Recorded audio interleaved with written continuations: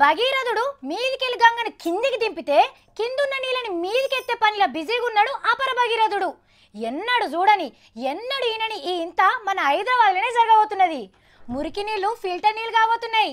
కంపు నలీలు కూడా కంటి కింపుగా మారబోతున్నాయి.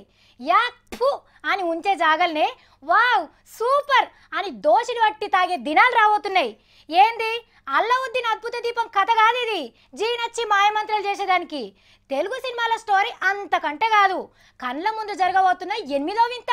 హుస్సేన్ సాగర్ ను మంచినీళ్ళ చెరువు చేస్తామంటే ఉత్త మాటలు అనుకున్నాం గాని నిజంగానే చేస్తాడట మన కేసీఆర్ సారు. చేస్తాం చూస్తామంటే ఎన్నడో కాదు, ఈ ఎండాకాలమే అంటే ఈ నెల ఎల్లంగానే మొత్తం సాగర్ చెరువున నీళ్ళన్నిటిని తోడి యువతల వస్తారట.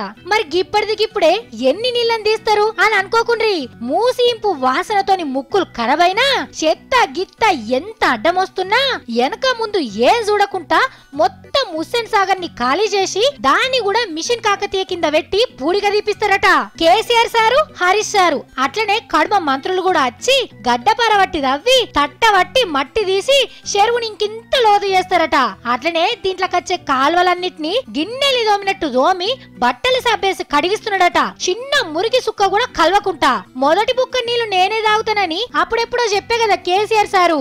గందుకే కొత్త మంచి నీళ్లను సాగర్ల నింపి చెంబుతోటి నీళ్లు తాగినాకనే ఆ నుంచి పోతాడట.